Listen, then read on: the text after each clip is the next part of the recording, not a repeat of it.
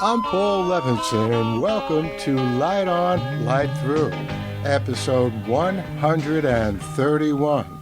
Unsolved Mysteries is back. Well, the last few episodes of Light On, Light Through have been pretty serious.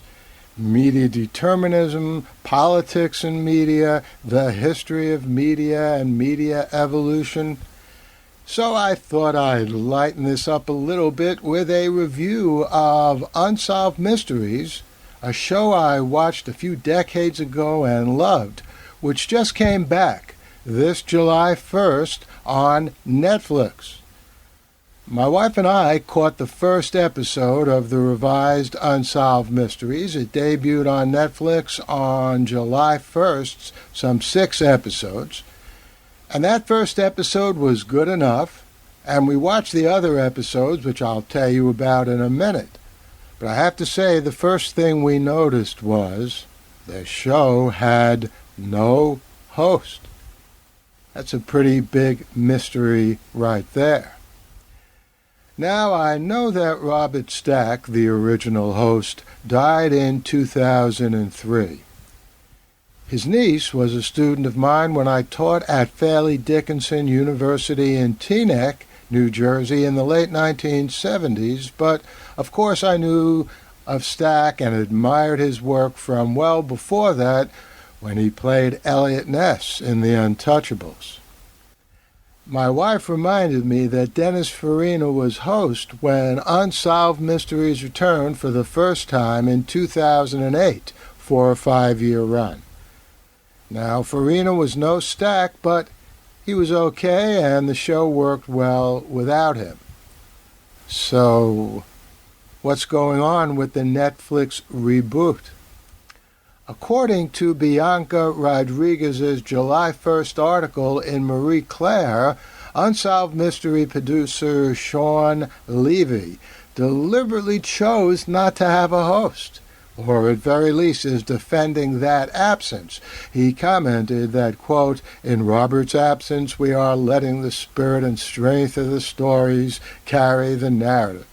Above all, our aspiration was to make a new chapter worthy of his memory and of iconic contribution to this iconic series," unquote.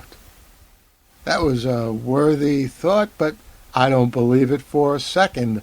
A more plausible explanation is that A, the show couldn't find a suitable host, B, the show didn't want to shell out the money for a new host, or C, both of the above, which is unfortunate, even if Levy's explanation is bona fide, because, as good as the mysteries are, they do deserve a host, if not with the perfectly sonorous voice of Robert Stack, at least with a voice.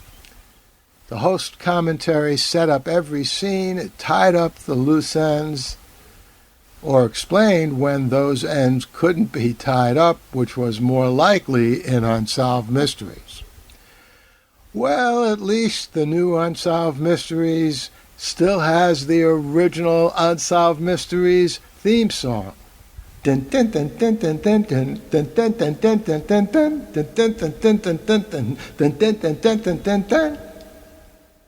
All right, I hope you weren't too upset by my off-key rendition. But every time I think about that little ditty of a instrumental introduction to Unsolved Mysteries, it wants to make me drive back up to Dutra's like we once actually did. You don't know what Dutra's is? Well, that's part of the mystery. Now, having complained about the lack of a host in the new Unsolved Mysteries, the least I can do is review the first 6 of 12. I think there'll be a total of 12 in this new season. So the least I could do is review the first 6 episodes now streaming on Netflix. In a phrase, I thought they by and large were excellent. Now, being a science fiction fan and author, my favorite episode, unsurprisingly, was Berkshire's UFO about, well, a UFO over Great Barrington, Massachusetts, and its surrounds in the beautiful Berkshires. You already know how much I like the Dutres episode in the original series. I especially like the way Robert Stack pronounced it, Dutres. And the first thing I realized when I watched the Berkshire's UFO episode is that the Berkshires are not that far from Truro, Massachusetts, which is where Dutres was located. Hey, what is it about Massachusetts? Maybe it was the same UFO.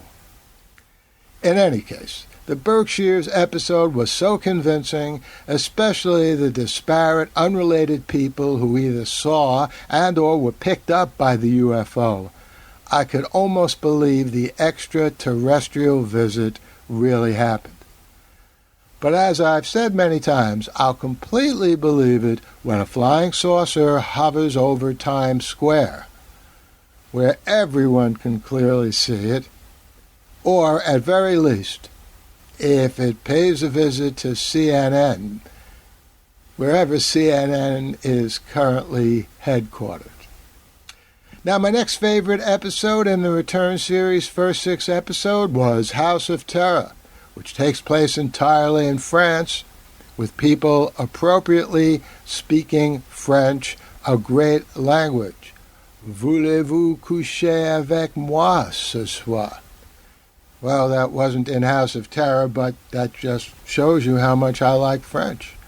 Anyway, unlike some of the other unsolved mysteries, we know in House of Terror pretty quickly who the killer is. So the mystery resides in how and will the killer get away. In another excellent episode, Missing Witness, we not only know who the killer is, but she's pretty much living in plain sight at the end of the episode, leaving it a mystery as to why she hasn't been arrested. The 3 other episodes were also quite good, which is why I said this first part of the season is, by and large, excellent. I still miss Robert Stack, but at least we get his picture at the intro, a sort of blurry, ghostly picture. And I'll be back here with a review of the remaining 6 episodes as soon as they're up and streaming.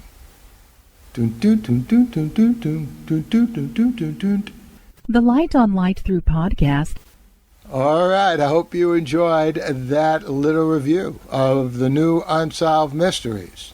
I'll be back here soon with another episode of Light On, Light Through. In the meantime, enjoy.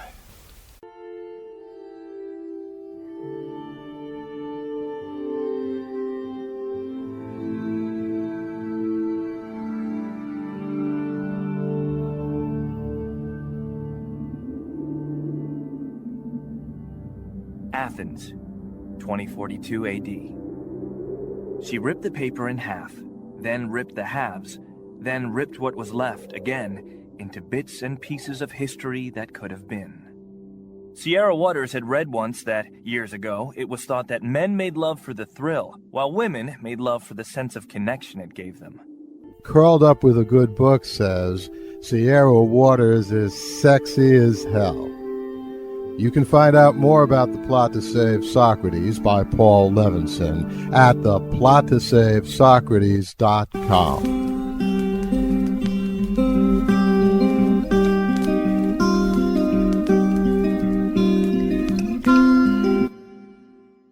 Paul Levinson spilled code about an ancient biotech war raging on in secret for centuries.